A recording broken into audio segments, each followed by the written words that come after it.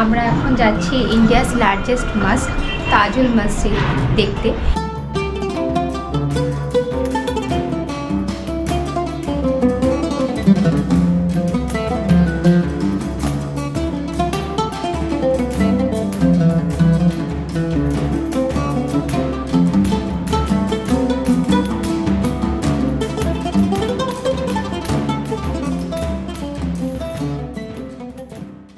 Hello, good evening বন্ধুরা। ওগো বিদেশিনী চ্যানেলে তোমাদের সবাইকে স্বাগত। এখন বিকেল 4টে মতো বাজে। তো আমরা এখন যাচ্ছি ইন্ডিয়াস লার্জেস্ট মস্ক তাজুল মসজিদ দেখতে, যেটা আমাদের ব্যালকনি থেকেও দেখা যায় অনেক দূরে।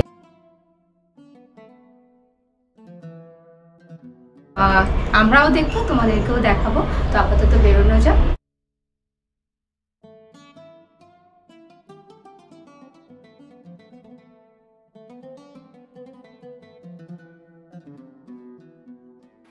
গুড ইভিনিং বন্ধুরা, ওগো বিদেশিনী চ্যানেলে তোমাদের সবাইকে স্বাগত। আমি পায়েল, আর অনেক দিন পর চলে এসেছি আরো নতুন একটা ব্লগ নিয়ে। আমরা দেখতে যাচ্ছি তাজুল মসজিদ। এই মসজিদ আমাদের বাড়ি থেকে মাত্র 11 কিলোমিটার দূরে, তাই 4 জনে মিলে বেরিয়ে পড়লাম আবার। তাজুল মসজিদ ভারতের মধ্যপ্রদেশের ভোপালে অবস্থিত। এটি ভারতের লার্জেস্ট মস্ক আর ওয়ার্ল্ডের 3rd লার্জেস্ট মস্ক। তাজুল মসজিদ বা মাসাজিদ এর অর্থ হলো মস্কস, আর পুরো কথাটার অর্থ হলো ক্রাউন অ্যামং মস্কস। তাজুল মসজিদ নির্মাণ শুরু করেছিলেন ভোপালের নবাব শাহজাহান বেগম। যদিও নির্মাণ ঠিক কবে থেকে শুরু হয়েছিল সেটা কিন্তু স্পষ্ট নয়। কি কোইন্সিডেন্স না, এক বাদশাহ শাহজাহান বানিয়েছিলেন তাজমহল, আর এক নবাব শাহজাহান বেগম বানিয়েছেন তাজুল মাসাজিদ।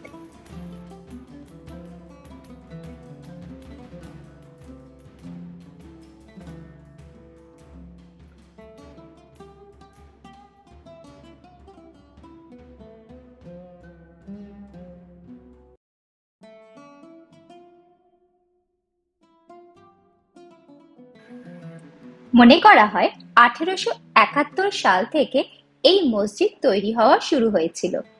শাহজাহান বেগমের মৃত্যুর পর তার মেয়ে সুলতান জাহান বেগম তার জীবনের শেষ অবধি মসজিদটি নির্মাণ করতে থাকেন।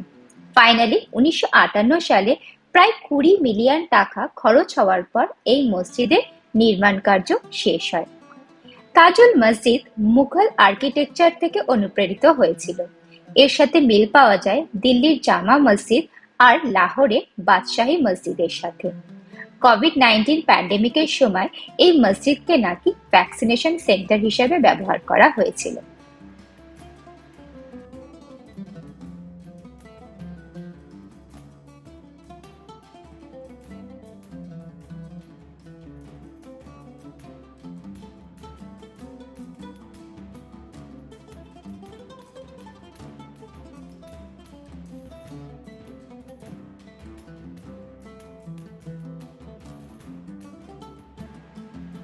মসজিদের সামনের দিকটা গোলাপি রঙের, দুপাশে দুটো অক্টাগোনাল মিনার আর 3টে মার্বেল ডোম আছে।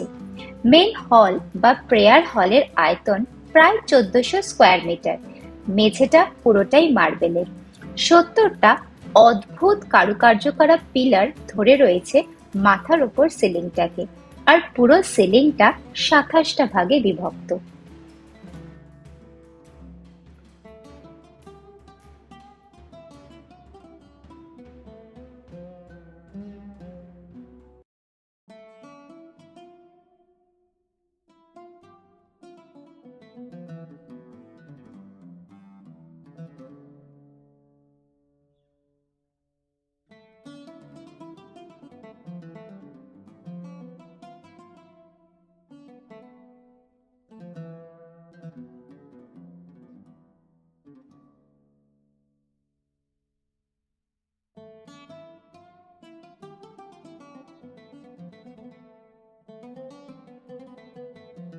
মসজিদের বাইরের দিকে রয়েছে মতিয়া তালাব, আর তার অপর পারে দেখা যায় তাজমহল প্যালেস, শাহজাহান বেগমের থাকার জায়গা।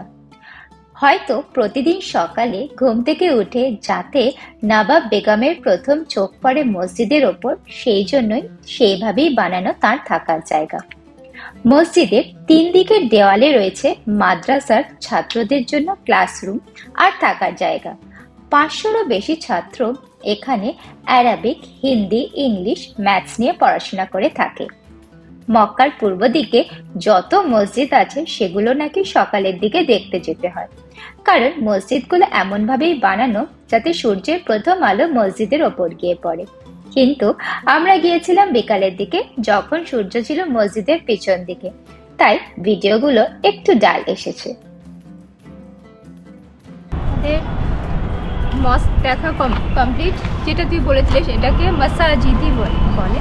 যাই হোক, ইন্ডিয়াস লার্জেস্ট মস্ক আর ওয়ার্ল্ডের বোধহয় 3rd লার্জেস্ট মস্ক দেখলাম, খুব খুব ভালো লাগলো।